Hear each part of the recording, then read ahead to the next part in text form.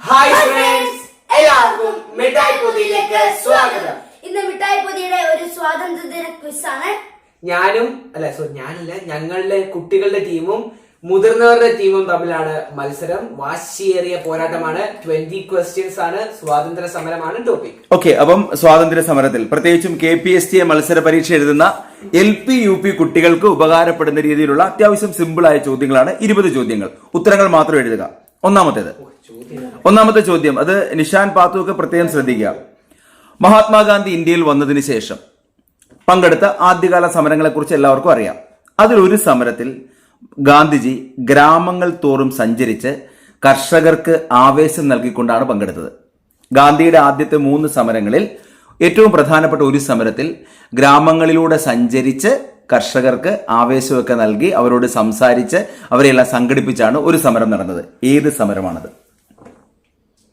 ഏത് സമരം? ഒരുപാട് സമയം കളയണ്ട, പെട്ടെന്ന് ഉത്തരം എഴുതി പോവുക. ഏത് സമരമാണ് അങ്ങനെയുള്ളത്? ഓക്കെ, ആലോചിച്ചെഴുതുക. ആദ്യത്തെ പ്രധാനപ്പെട്ട 3 സമരങ്ങളിൽ ഏതാണ് ഇങ്ങനെയെന്നുള്ളതാണ് എഴുതേണ്ടത്. ഓക്കെ, ഉത്തരം എന്താ? ചമ്പാരൻ നീലം കർഷകരുടെ സമരമാണ്. പക്ഷെ അതല്ല, ഖേദ സമരമാണ്. നിങ്ങളുടെ ഉത്തരം ശരിയാണോ? മുതിർന്നവർക്ക് 1 പോയിന്റ്. ഖേദ സമരത്തിലാണ് ഗാന്ധിജി അവരുടെ സന്ദർശനങ്ങളിലൂടെ നടത്തിയ സമരം എന്ന് പറയുന്നത്. രണ്ടാമത്തെ ചോദ്യം, 1909 പ്രസിദ്ധീകരിച്ച മഹാത്മാഗാന്ധിയുടെ ഒരു കൃതിയുണ്ട്. 1909 ആ കൃതി പ്രസിദ്ധീകരിച്ചത്. ഗാന്ധിയുടെ മൊത്തം ജീവിതത്തിൽ വളരെ പ്രധാനപ്പെട്ട ഒരു കൃതിയാണ്. ഏതാണ് ആ പുസ്തകം? മഹാത്മാഗാന്ധിയുടെ ഏത് പുസ്തകമാണ് 1909 പ്രസിദ്ധീകരിച്ചത്? ഒരു ക്ലൂ ഉള്ളത്, അദ്ദേഹത്തിന് ഈ പുസ്തകം എഴുത്തിലേക്ക് വന്നത് ഒരു യാത്രയിലാണ്, ഒരു കപ്പൽ യാത്രയിലാണ്. വീണ്ടും യാത്ര. ഏതാണ് പുസ്തകം? സമയം അധികം ഇല്ല, പെട്ടെന്ന് എഴുതുക. ഓക്കെ, മുതിർന്നവരുടെ ഉത്തരം എന്താ? ഉത്തരം ഹിന്ദു സ്വരാജ് ആണ്. ഹിന്ദു സ്വരാജ് എന്ന പുസ്തകമാണ്. നിങ്ങൾ എഴുതി ശരിയാണോ? ഹിന്ദു സ്വരാജ്. ഓക്കെ, അപ്പൊ കുട്ടികൾക്ക് 1 മാർക്ക്. നിങ്ങൾ 2 കൂട്ടരും മാർക്ക് കണക്ക് കൂട്ടിയേക്കുക. മൂന്നാമത്തെ ചോദ്യം അത്ര എളുപ്പമാണെന്ന് എനിക്കറിയില്ല. നിസ്സഹകരണ സമരം. ആ നിസ്സഹകരണ സമരകാലത്ത് അവധ് കിസാൻ സഭ എന്നൊരു സംഘടന രൂപീകരിക്കപ്പെടുന്നുണ്ട്. അവധ് കിസാൻ സഭ. ആരുടെ നേതൃത്വത്തിലാണ് അവധ് കിസാൻ സഭ രൂപീകരിച്ചത്? നിസ്സഹകരണ സമരകാലത്ത്. നിസ്സഹകരണ സമരകാലത്തെ അവധ് കിസാൻ സഭ രൂപീകരിക്കപ്പെട്ടത് ആരുടെ നേതൃത്വത്തിൽ? മഹാത്മാഗാന്ധിയുടെ പ്രിയപ്പെട്ട ശിഷ്യന്മാരിൽ ഒരാളാണ്. അത്രയോ? ഇതിൽ കൂടുതൽ ക്ലൂ തന്നാൽ നിങ്ങൾക്ക് അത്ര സിമ്പിൾ ഉത്തരം. അവധ് കിസാൻ സഭ. പ്രിയപ്പെട്ട ശിഷ്യൻ എന്ന് പറഞ്ഞാൽ വളരെ പ്രിയപ്പെട്ട ശിഷ്യൻ. അതൊരു പുതിയ വിവരമായിട്ട് ഓർത്തു വെക്കുക. ഉത്തരം കിട്ടിയില്ലെങ്കിൽ, അവധ് കിസാൻ സഭ നിസ്സഹകരണ സമരകാലത്ത് സംഘടിപ്പിച്ച ആള് ജവഹർലാൽ നെഹ്റു ആണ്. ആർക്കെങ്കിലും ഉത്തരം ഉണ്ടോ? 2 കൂട്ടർക്ക് ഉത്തരവില്ല. ജവഹർലാൽ നെഹ്റു ആണ്. ഓക്കെ, ജവഹർലാൽ നെഹ്റു ആണ്. നാലാമത്തെ ചോദ്യം വീണ്ടും നിസ്സഹകരണ സമരത്തെ കുറിച്ചാണ്. നിസ്സഹകരണ സമരം അല്ലെ നിസ്സഹകരണ പ്രസ്ഥാനം നിർത്തിവെക്കാൻ കാരണമായത് ചൗരി ചൗര സംഭവമാണെന്ന് എല്ലാവർക്കും അറിയാം. അങ്ങനെ നിസ്സഹകരണ സമരം പിൻവലിച്ചപ്പോൾ ആ തീരുമാനത്തെ ദേശീയ ദുരന്തം എന്ന് വിശേഷിപ്പിച്ച ഒരു രാഷ്ട്രീയ നേതാവുണ്ട്, ഒരു സ്വാതന്ത്ര്യ സമര സേനാനിയുണ്ട്. ഇപ്പൊ നമ്മുടെ ഇന്ത്യക്ക് സ്വാതന്ത്ര്യം കിട്ടുമെന്ന് കരുതി അതിനുവേണ്ടി വാശി പിടിച്ചു നിന്ന ഒരു വ്യക്തിയാണ്. പക്ഷേ ഉത്തരം എന്താണ്? സുഭാഷ് ചന്ദ്രബോസ്. നിങ്ങൾക്ക് ഉത്തരം ശരിയാണോ? ഓക്കെ, സുഭാഷ് ചന്ദ്രബോസ് ആണ് നിസ്സഹകരണ സമരത്തിന്റെ പിൻവാങ്ങലിനെ പിൻവലിക്കാനുള്ള തീരുമാനത്തെ ദേശീയ ദുരന്തം എന്ന് വിശേഷിപ്പിച്ചത്. അഞ്ചാമത്തത് സിമ്പിൾ ക്വസ്റ്റ്യൻ. ലാലാ ലജ്പത് റായ് അല്ലെ, പഞ്ചാബ് സിംഹമാണ് ലാലാ ലജ്പത് റായ്. അദ്ദേഹത്തെ സൈമൺ കമ്മീഷനെതിരെയുള്ള സമരത്തിൽ ക്രൂരമായ ലാത്തിചാർജിലാണ് അദ്ദേഹം കൊല്ലപ്പെട്ടത്. ആ ലാത്തിചാർജിന് നേതൃത്വം കൊടുത്ത ബ്രിട്ടീഷ് ഉദ്യോഗസ്ഥൻ ആരാണ്? ലാലാ ലജ്പത് റായിയുടെ മരണത്തിന് കാരണമായ രീതിയിൽ ആ ലാത്തിചാർജിന് നേതൃത്വം കൊടുത്ത ബ്രിട്ടീഷ് ഉദ്യോഗസ്ഥൻ. ഓക്കെ, ഉത്തരം ഉണ്ടല്ലോ. ആരാ? സാൻഡേഴ്സൺ. 2 കൂട്ടർക്ക് ശരിയാണ്. Okay, next. 1925 August 9 8 down train എന്നൊരു ട്രെയിൻ. ആ ട്രെയിനെ തടഞ്ഞു നിർത്തി ഭഗത് സിംഗിന്റെയൊക്കെ നേതൃത്വത്തിൽ അല്ലെങ്കിൽ വളരെ പ്രശസ്തരായ രാം പ്രസാദ് ബിസ്മിൽ, അഷ്ഫഖുല്ല ഖാൻ അവരുടെയൊക്കെ നേതൃത്വത്തിൽ ആ ട്രെയിൻ തടഞ്ഞു നിർത്തി അതിൽ നിന്ന് പണവും ആയുധങ്ങളും ഒക്കെ കവർച്ചയെടുത്ത ഒരു സംഭവമുണ്ട്. സ്വാതന്ത്ര്യ സമരത്തിലെ ഒരു പ്രധാനപ്പെട്ട സമരമാണ്. എന്താണത്? ഏത് സമരമാണത്? ഓക്കെ, എന്താണ് ആ ചരിത്ര പ്രസിദ്ധമായ സംഭവത്തിന്റെ പേരെന്താണ്? ഓക്കെ, കക്കോരി ഗൂഢാലോചന കേസാണ്. കക്കോരി കേസ്, കക്കോരി ഗൂഢാലോചന കേസ്, കക്കോരി ട്രെയിൻ റോബറി, പല പേരുകളുണ്ട്. ശരിയായ ഉത്തരം രണ്ടു കൂട്ടർക്ക് ശരിയാ അല്ലേ? മതി. Train robbery. ഏഴാമത്തേത് ക്രിപ്സ് മിഷൻ. രണ്ടാം ലോക മഹായുദ്ധത്തിൽ ഇന്ത്യയുടെ സേവനം കൂടി കിട്ടാൻ വേണ്ടി ബ്രിട്ടീഷ് ഗവൺമെന്റ് ഇന്ത്യയിലേക്ക് അയച്ചതാണ് ക്രിപ്സ് മിഷനെ. പക്ഷേ ക്രിപ്സ് മിഷൻ പരാജയപ്പെട്ടു എന്ന് മാത്രമല്ല, ക്രിപ്സ് മിഷന്റെ പരാജയത്തെ തുടർന്ന് ഇന്ത്യയിൽ മഹാത്മാഗാന്ധി മറ്റൊരു സമരം തുടങ്ങി. ഏത് സമരം? ക്രിപ്സ് മിഷന്റെ പരാജയത്തെ തുടർന്ന് തുടങ്ങിയ സമരം ഏത്? ക്രിപ്സ് മിഷന്റെ പരാജയത്തെ തുടർന്ന് തുടങ്ങിയ സമരം ഏത് സമരമാണ് ക്രിപ്സ് മിഷന്റെ പരാജയത്തിൽ തുടങ്ങുന്നത്? ഏതാ? ശരി, സമയം കഴിഞ്ഞു. ക്വിറ്റ് ഇന്ത്യ സമരമാണ്. ആലോചിക്കാനൊന്നുമില്ല. നിങ്ങൾ ഓർക്കേണ്ടത് ഒരു KSTയുടെ സ്വദേശ് മെഗാ ക്വിസിന് ചെല്ലുമ്പോൾ KPSTയുടെ സ്വദേശ് മെഗാ ക്വിസിന് ചെല്ലുമ്പോൾ ഏറ്റവും ഡയറക്റ്റ് ആയ ചോദ്യങ്ങൾ നിങ്ങൾ പ്രതീക്ഷിക്കരുത്. സ്കൂൾ ലെവലിൽ തന്നെ ഒന്ന് വളഞ്ഞു ചോദിക്കും. സബ് ജില്ലയിലൊക്കെ ചെല്ലുമ്പോൾ അത്യാവശ്യം വളഞ്ഞായിരിക്കും ചോദിക്കുക. ഉത്തരങ്ങൾ സിമ്പിൾ ആയിരിക്കും, പക്ഷെ കാര്യം കണ്ടുപിടിക്കണം. ഓക്കെ, സ്വാതന്ത്ര്യ സമരവുമായി ബന്ധപ്പെട്ട് മലബാറിൽ നിരവധി കലാപങ്ങൾ, കാർഷിക കലാപങ്ങൾ ഉണ്ടായിട്ടുണ്ട്. നമ്മൾ മലബാർ കലാപം എന്ന് കേൾക്കുമ്പോൾ 1921 കലാപമാണ് മനസ്സിൽ വരുന്നത്. അതിനൊക്കെ വളരെ മുമ്പ് തന്നെ നിരവധി കലാപങ്ങൾ, കാർഷിക കലാപങ്ങൾ ഉണ്ടായിട്ടുണ്ട്. അവയെക്കുറിച്ച് സമഗ്രമായിട്ട് അന്വേഷിക്കാൻ നിയോഗിക്കപ്പെട്ട ഒരു മലബാർ കളക്ടറുണ്ട്. എന്താണ് അദ്ദേഹത്തിന്റെ പേര്? മലബാർ കലാപങ്ങളെക്കുറിച്ച് സമഗ്രമായി അന്വേഷിക്കാൻ നിയോഗിക്കപ്പെട്ട മലബാർ കളക്ടറിന്റെ പേരെന്ത്? എട്ടാമത്തെ ചോദ്യമാണ്. ഓക്കെ, എഴുതിയില്ലേ? ഒരുപാട് വിശദീകരിച്ച് എഴുതാനുള്ള പേരൊന്നുമില്ല. നിങ്ങളുടെ ഉത്തരം എന്താ? HV കനോലി കൊല്ലപ്പെട്ടയാളാണ്. അദ്ദേഹം William Logan is the right answer. ഏത് മലബാർ? അല്ല, മലബാർ കാർഷിക കലാപങ്ങളെ കുറിച്ച് സമഗ്രമായി അന്വേഷിച്ചത് വില്യം ലോഗനാണ്. അദ്ദേഹത്തിന്റെ മലബാർ മാനുവലൊക്കെ അതിന്റെ തുടർച്ചയായിട്ട് വന്നു. HV കനോലിയുടെ പ്രത്യേകത, അദ്ദേഹം മലബാർ കലാപത്തിൽ കൊല്ലപ്പെട്ട കളക്ടറാണേ. അപ്പോൾ മുതിർന്നവർക്ക് മാർക്ക്. അടുത്ത ചോദ്യം. ജാലിയൻ വാലാബാഗ് കൂട്ടക്കൊല സ്വാതന്ത്ര്യ സമര ചരിത്രത്തിലെ രക്തേതിഹാസം എന്നൊക്കെ വേണമെങ്കിൽ വിശേഷിപ്പിക്കാം. ആ സമരത്തിന്റെ പശ്ചാത്തലത്തിൽ വൈസ്രോയിയുടെ എക്സിക്യൂട്ടീവ് സ്ഥാനം രാജിവെച്ച ഒരു സ്വാതന്ത്ര്യ സമര സേനാനിയുണ്ട്. ആരാണ്? സർ പദവി വേണ്ടെന്ന് വെച്ചവരുണ്ട്, നൈറ്റ്ഹുഡ് വേണ്ടെന്ന് വെച്ചവരുണ്ട്. ചോദ്യം, ജാലിയൻ വാലാബാഗ് സമരത്തിന്റെ പശ്ചാത്തലത്തിൽ വൈസ്രോയിയുടെ എക്സിക്യൂട്ടീവ് അസോസിയേഷനിൽ നിന്നോ എക്സിക്യൂട്ടീവിൽ നിന്ന് രാജിവെച്ചയാള്, എക്സിക്യൂട്ടീവ് കമ്മിറ്റിയിൽ നിന്ന് പുറത്തേക്ക് പോകുന്നയാൾ. ഓക്കെ, മുതിർന്നവര് സംശയിച്ചിരിക്കുന്നു, കുട്ടികൾ എഴുതി കഴിഞ്ഞിരിക്കുന്നു. ഉത്തരമല്ല, 1897 സമ്മേളനത്തിൽ അധ്യക്ഷനൊക്കെ ആയിരുന്ന സർ സി ശങ്കരൻ നായർ. അല്ല, ഉത്തരം സർ സി ശങ്കരൻ നായർ. ഉത്തരം ഏതാ? Sir C Sankaran Nair. 1919 ജാലിയൻ വാലാബാഗ് കൂട്ടക്കൊല. അതിൽ പ്രതിഷേധിച്ച് എക്സിക്യൂട്ടീവ് കമ്മിറ്റി സ്ഥാനം രാജിവെച്ചത് സർ സി ശങ്കരൻ നായർ. അടുത്ത ചോദ്യം, ഉത്തരങ്ങൾ എഴുതിക്കോ. 10ാമത്തെ ചോദ്യം. ഞങ്ങളുടെ കുട്ടികൾക്ക് പഠിക്കാൻ സൗകര്യം നൽകിയില്ലെങ്കിൽ ഈ കാണായ പാഠങ്ങളിലെല്ലാം മുട്ടിപ്പുല്ല് കുരിപ്പിക്കും. കേരളത്തിൽ ഒരു സമര നായകന്റെ ശബ്ദമാണ്. ഉത്തരമൊക്കെ മനസ്സിലാക്കി എഴുതിക്കോണേ. ഉത്തരം എഴുതിയല്ലോ അല്ലേ? കേരളത്തിലെ ആദ്യത്തെ കർഷക സമരം വിദ്യാഭ്യാസ ആവശ്യത്തിന് വേണ്ടിയാണ്. ഞങ്ങളുടെ കുട്ടികളെ സ്കൂളിൽ കയറ്റിയില്ലെങ്കിൽ ഞങ്ങൾ ഇവിടെ കൃഷി ചെയ്യില്ല എന്ന് പറഞ്ഞ ആളാരാ? അയ്യങ്കാളി. പുലയ മഹാരാജ അയ്യങ്കാളി, മഹാത്മാ അയ്യങ്കാളി. ഓക്കെ, 11ാമത്തെ ചോദ്യം. 11. ആരായിരുന്നു ഗുരുവായൂർ സത്യാഗ്രഹത്തിന്റെ വോളണ്ടിയർ ക്യാപ്റ്റൻ? കുട്ടികൾക്ക് വേണ്ടിയുള്ള ചോദ്യമാണ്. LP UP ലെവലിലുള്ള ക്വസ്റ്റ്യൻ ആണ്. ഗുരുവായൂർ സത്യാഗ്രഹം 1931. ആ ഗുരുവായൂർ സത്യാഗ്രഹത്തിന്റെ വോളണ്ടിയർ ക്യാപ്റ്റൻ ആരാ? ഇന്ത്യയുടെ ആദ്യത്തെ പ്രതിപക്ഷ നേതാവെന്ന് കൂടി വിശേഷണമുള്ള സാക്ഷാൽ AK ഗോപാലൻ. ശരിയായ ഉത്തരവാണ്. 12ാമത്തെ ചോദ്യം.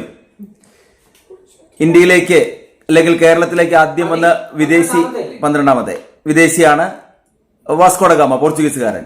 സിമ്പിൾ ചോദ്യമാണ്. വാസ്കോ ഡ ഗാമ എത്ര തവണ ഇന്ത്യയിൽ വന്നു? ആദ്യം വന്നു, തിരിച്ചുപോയി, പിന്നെ വന്നെങ്കിൽ എത്ര തവണ? ഇവിടെ വെച്ച് തന്നെയാണ് അദ്ദേഹം മരണപ്പെടുന്നത്. വാസ്കോ ഡ ഗാമ ഇന്ത്യയിലേക്ക് വന്നത് എത്ര തവണ? വിശദീകരണങ്ങളൊന്നുമില്ല, എളുപ്പത്തിൽ ഉത്തരം എഴുതിക്കോ. ഒരു സംഖ്യ എഴുതിയാൽ മതി. ഓക്കെ. വാസ്കോഡഗാമ ഇന്ത്യയിലേക്ക് വന്നത് ആദ്യം പോയി, രണ്ടാമതും വന്നു, പിന്നീട് പോയി, തിരികെ പോർച്ചുഗീസ് വൈസ്രോയി ആയിട്ടാണ് അവസാനം വരുന്നത്. 3 തവണ വന്നു. രണ്ടു കൂട്ടർക്ക് ശരിയാണ്. ശരി. 1915 ജനുവരി 9 ഇന്ത്യ ചരിത്രത്തിലെ വളരെ പ്രധാനപ്പെട്ട ഒരു ദിവസം. 1915 ജനുവരി 9 മഹാത്മാഗാന്ധി തിരികെ വന്നു. അതുകൊണ്ട് ജനുവരി 9 നമ്മൾ പ്രവാസി ഭാരതീയ ദിവസമായിട്ട് ആചരിക്കുന്നു. അപ്പൊ ചോദ്യം മനസ്സിലായല്ലോ. ഏത് വർഷം മുതലാണ് ഇന്ത്യയിൽ ജനുവരി 9 പ്രവാസി ഭാരതീയ ദിനമായിട്ട് ആചരിക്കുന്നത്? ഏത് വർഷം മുതൽ?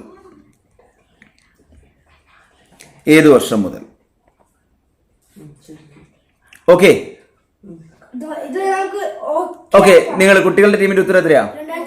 2003. ശരിയാണോ? 2003 ആണ്. 2003 ആണ്. നിങ്ങളുടെ ഉത്തരം ശരിയാണോ? 2007 അല്ല, 2003. 14-ാമത്തെ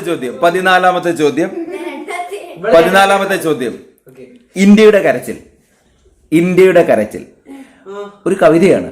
സ്വാതന്ത്ര്യ സമരവുമായി ബന്ധപ്പെട്ട് ഒരുപാട് കൃതികളും കവിതകളും സാഹിത്യങ്ങളും ഒക്കെ വന്നിട്ടുണ്ട്. അതിൽ മലയാളത്തിൽ വന്ന ഒരു കവിതയാണ് ഇന്ത്യയുടെ കരച്ചിൽ. ആരാണ് എഴുതിയത്? ഇന്ത്യയുടെ കരച്ചിൽ എഴുതിയ മലയാള കവി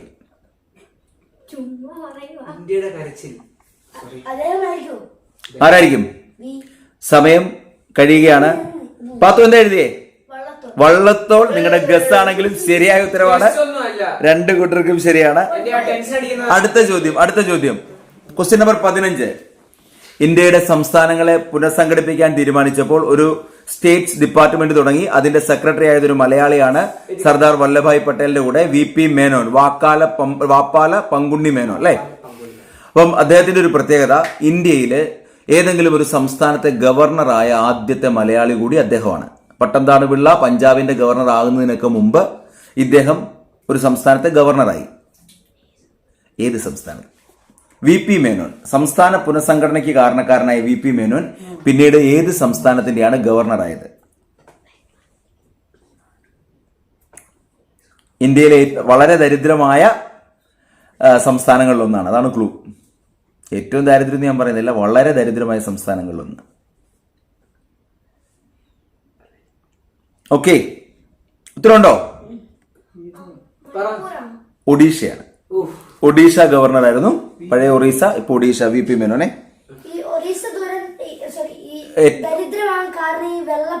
സൈക്ലോൺസ് ഒക്കെ വരുന്നു. ഇപ്പൊ സൈക്ലോണിന്റെ അളവ് കുറഞ്ഞിട്ടുണ്ടെങ്കിൽ പോലും ഇന്ത്യയിൽ ദാരിദ്ര്യരേഖയ്ക്ക് താഴെ ഏറ്റവും കൂടുതൽ ശതമാനം ആൾക്കാരുള്ള സംസ്ഥാനമാണ്. അടുത്ത ചോദ്യം, 16-ാമത്തെ ചോദ്യം.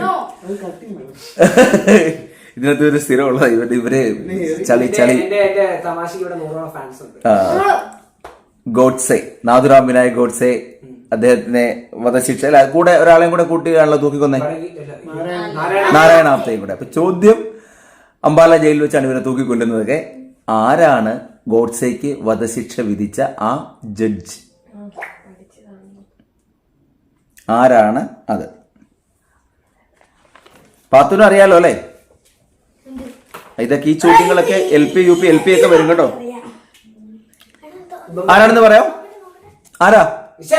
ഉത്തരം പറഞ്ഞു. ആത്മചരൺ അഗർവാൾ ശരിയായ ഉത്തരവാണ്. ആത്മചരൺ അഗർവാൾ ശരി. അത് പറഞ്ഞപ്പോൾ ഓർത്തെ, പാത്തു ഇപ്രാവശ്യം LSS എഴുതാനില്ലേ? എന്തെങ്കിലും പറയാനുണ്ടോ? ഗ്രൂപ്പ് ഉണ്ട്. അത് ഇപ്പൊ നമ്മള് സ്റ്റാർട്ട് ചെയ്തിട്ടുണ്ട്. ക്ലാസ്സുകള് ജസ്റ്റ് സ്റ്റാർട്ട് ചെയ്തുള്ളൂ. പാഠങ്ങളൊക്കെ ഒന്ന് അറിഞ്ഞു വരിക എന്നൊരു ഉദ്ദേശം മാത്രം. ഓണപരീക്ഷയൊക്കെ കഴിഞ്ഞ് അടുത്ത മാസം തൊട്ടായിരിക്കും നമ്മൾ അതിന്റെ ഫുൾ ഫ്ലെഡ്ജിൽ വരിക. അതുകൊണ്ട് തന്നെ ഈ ഒരു മാസം ഇപ്പോഴും നമ്മുടെ അഡ്മിഷൻ ഓപ്പൺ ആയിരിക്കും. Video classes, audio classes, Google മീറ്റിലൂടെയുള്ള ക്ലാസ്സുകൾ, പിന്നെ ഓരോ പാഠഭാഗവുമായി ബന്ധപ്പെട്ട പ്രത്യേക ആക്ടിവിറ്റികൾ, കൂടാതെ KPSC സ്വദേശി മെഗാ ക്വിസുകൾ പോലെയുള്ള നിരവധി ക്വിസുകൾക്കാർക്കുള്ള GK ഫാക്സും നമ്മൾ ഗ്രൂപ്പിൽ ഡിസ്കസ്. കറണ്ട് അഫയേഴ്സും ഒരു ഇമ്പോർട്ടന്റ് പാർട്ട് തന്നെ. അതുകൊണ്ട് താഴെ നൽകിയിരിക്കുന്ന രഹിൻ ടീച്ചറിന്റെ നമ്പർ, അതുമായി കോൺടാക്ട് ചെയ്ത് രഹിൻ ടീച്ചറിൽ നിന്ന് കൂടുതൽ ഡീറ്റെയിൽസ് കൊടുത്താൽ നമുക്ക് ഗ്രൂപ്പിന്റെ ഭാഗമാകാവുന്നതാണ്. അപ്പോൾ ഓക്കെ. അങ്ങനെയാണെങ്കിൽ 17-ാമത്തെ ചോദ്യമാണേ. അടിയന്തരാവസ്ഥ സ്വാതന്ത്ര്യാനന്തര ഇന്ത്യയിലെ ഏറ്റവും പ്രധാനപ്പെട്ട ഒരു സംഭവമാണ്. ഇന്ദിരാഗാന്ധിയുടെ കാലത്ത് അടിയന്തരാവസ്ഥ പ്രഖ്യാപിക്കുന്നത് അല്ലേ? അടിയന്തരാവസ്ഥ 1975-ലാണ്. അതൊക്കെ നിങ്ങൾക്ക് അറിയാം. ജനാധിപത്യത്തിന്റെ കറുത്ത ദിനങ്ങൾ എന്നാണ് വിളിക്കുന്നത്. ആ അടിയന്തരാവസ്ഥയെ അനുശാസൻ പർവം, അതായത് അച്ചടക്കത്തിന്റെ സമയം എന്ന് വിളിച്ച് പ്രോത്സാഹിപ്പിച്ച ഒരു വ്യക്തിയുണ്ട്. അദ്ദേഹം സ്വാതന്ത്ര്യ സമരത്തിലൊക്കെ സജീവമായി പങ്കെടുത്തിട്ടുള്ള ഒരാളാണ്. ഞാൻ ഒരു ക്വിസിന് ശരിയാക്കിയിട്ടുള്ള അനുശാസൻ പർവം, അതായത് അച്ചടക്കത്തിന്റെ സമയം പ്രോത്സാഹിപ്പിക്കുകയായിരുന്നു. ഇപ്പൊ ജയപ്രകാശ് നാരായണന്റെ ഒക്കെ പ്രത്യേകത എന്താ? അദ്ദേഹമൊക്കെ ആ അടിയന്തരാവസ്ഥ എതിർത്ത കൂട്ടത്തിലാണ്. എന്നാൽ ഇദ്ദേഹം അച്ചടക്കത്തിന്റെ കാലമാണെന്നും പറഞ്ഞ് അതിനെ സപ്പോർട്ട് ചെയ്തു. ഈ ഞങ്ങളുടെ ഉത്തരങ്ങളിലേക്കുള്ള തേരോട്ടത്തിനിടയിൽ ധീരമായ കന്നഡ ലിപി ഓടിച്ചിട്ടുണ്ട്. ഓക്കെ, അപ്പം ഇത് ഉത്തരം എന്താ? ആർക്കെങ്കിലും ഉണ്ടോ? ആചാര്യ വിനോബ ഭാവെയാണ് ശരിയായ ഉത്തരവാണ്. 18ാമത്തെ ചോദ്യം വളരെ പ്രധാനപ്പെട്ട ഒരു ചോദ്യമാണ്. ശ്രദ്ധിച്ചു കേൾക്കുക. അവസാന ഘട്ടത്തിലേക്ക് വരികയാണ്. കൊച്ചി, പിന്നെ തിരുക്കൊച്ചി, ശേഷം കേരളത്തിന്റെ നിയമസഭ, പിന്നീട് ഇന്ത്യൻ പാർലമെന്റിലെ ലോക്സഭ, രാജ്യസഭ, ഇവിടെ എല്ലാം അംഗമായ ഒരൊറ്റ മലയാളികൾ.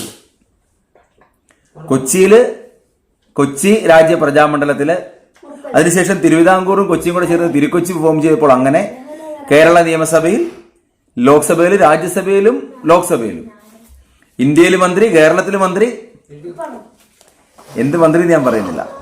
ഉത്തരം എഴുതിയോ? നിങ്ങളുടെ ഉത്തരം എന്താ കുട്ടികൾ? പട്ടംതാണ് പിള്ള അല്ല. ആരാ? അല്ല. ഒരു ക്ലൂ തരാം, ഇനി ഉത്തരമില്ല. അദ്ദേഹത്തിന്റെ ആത്മകഥയുടെ പേര് പതറാതെ മുന്നോട്ട്. കെ കരുണാകരനാണ് കേട്ടോ. കെ കരുണാകരൻ എല്ലാത്തിലും മെമ്പറായത്. ഒന്നാമത്തെ കേസ് പട്ടംതാണുപിള്ള ഉണ്ടല്ലോ, തിരുവിതാംകൂറ, കൊച്ചി വരത്തില്ല കേട്ടോ. ഓക്കെ, 2 ചോദ്യങ്ങൾ കൂടി. 19ാമത്തെ ചോദ്യം. 1928 പയ്യന്നൂരിൽ വെച്ച് ഒരു അഖില കേരള കോൺഗ്രസ് സമ്മേളനം നടന്നു. 1928 പയ്യന്നൂരിൽ വെച്ച്, ശരിക്കും 4ാമത്തെ അഖില കേരള കോൺഗ്രസ് സമ്മേളനമായിരുന്നത്. ആരായിരുന്നു ആ കോൺഗ്രസ് സമ്മേളനത്തിന്റെ അധ്യക്ഷൻ? പയ്യന്നൂരിൽ വെച്ച് നടന്ന അഖില കേരള കോൺഗ്രസ് സമ്മേളനം. അന്ന് കേരളം ഇല്ല, പക്ഷെ തിരുവിതാംകൂറും കൊച്ചിയും മലബാറും ഒക്കെ ചേർന്ന് നമ്മൾ കേരളം എന്ന പേരിൽ തന്നെ നടത്തിയ 4ാമത്തെ അഖില കേരള കോൺഗ്രസ് സമ്മേളനം പയ്യന്നൂർ നടന്നപ്പോൾ അധ്യക്ഷനാര്? വളരെ പ്രധാനപ്പെട്ട ഒരു വ്യക്തിയാണ്. എഴുതിക്കൂ.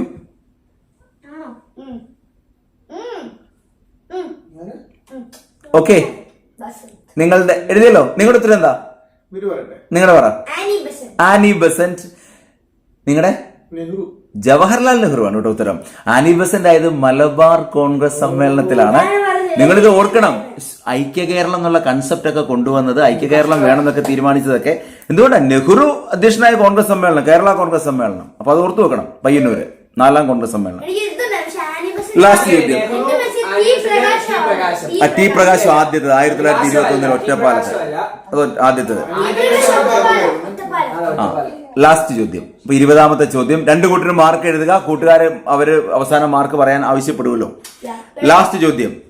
ഗാന്ധി വെടിയേറ്റ് വീണത് 1948 ജനുവരി 30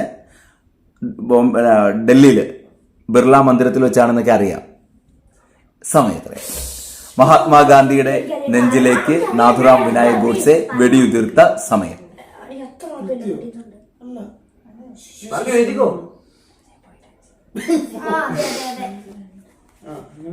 ഗാന്ധി മരണപ്പെട്ട സമയം.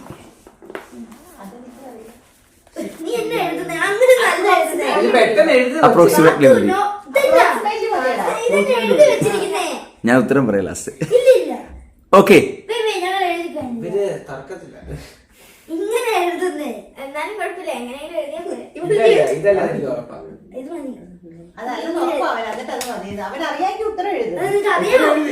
ഓക്കെ മതി. അത് വേണമല്ലോ. നിങ്ങളുടെ ഓക്കെ, 2 കൂട്ടരുടെ ഉത്തരം പറ. ഈ മുതിർന്നവരുടെ ഉത്തരം എത്രയാ? 5 PM. നിങ്ങളുടെ 5 PM. കറക്റ്റ് സമയം എഴുതണം. 5:17 PM. അതൊക്കെ ഒന്നാണോ പറയുന്ന? 5:17 PM. 5 PM എഴുതി ഞാൻ മാർക്ക് തന്നാലും നിങ്ങൾ ഒരു ക്വിസ് മത്സരത്തിന് പോയ മാർക്ക് കിട്ടത്തില്ലല്ലോ. അതൊക്കെ ചുമ്മാ പറയും. ക്വിസ് മാസ്റ്റർ പറ്റിക്കും. എന്നാ പോട്ടെ, നിങ്ങൾക്ക് മാർക്ക്. 2 കൂട്ടർക്ക് മാർക്ക്. ഉത്തരം എന്താ ശരിക്കും? 5:17. അവസാനത്തെ ചോദ്യത്തിന് മാർക്ക് ഇടുന്നുണ്ടോ? ഇല്ല. 2 പേരും ഇടുന്നില്ലല്ലോ. വേണ്ട. അങ്ങനെയാണ് ടോട്ടൽ മാർക്ക് പറഞ്ഞു. അപ്പൊ നമ്മുടെ മാർക്ക് നോക്കിയിട്ടുണ്ട്. കുട്ടികളുടെ ടീമിന് എത്രയാ മാർക്ക്? 13-20. ആ, കുഴപ്പമില്ലെന്നേ ഉള്ളൂ. പോരാ. 10. മുതിർന്നവർ പക്ഷെ ക്വിസുകാരല്ല, അതുകൊണ്ട് അവരെ നിങ്ങൾ ക്വിസേഴ്സിൽ മുതിർന്നവർക്ക് പ്രസക്തിയില്ല. 13 മാർക്ക്. ഓക്കെ. ഇപ്പം നമ്മുടെ ഇന്നത്തെ ഞങ്ങൾ തമ്മിലുള്ള ക്വിസ് ഇവിടെ അവസാനിപ്പിച്ചു. ഈ കൂട്ടുകാര് എത്ര മാർക്ക് കിട്ടിയെന്ന് കമന്റിൽ രേഖപ്പെടുത്തുക. കൂടുതൽ വീഡിയോകളായി ഞങ്ങൾ പിന്നാലെ വരുന്നതായിരിക്കും. അതുവരെ ബൈ. സ്നേഹപൂർവ്വം എല്ലാവർക്കും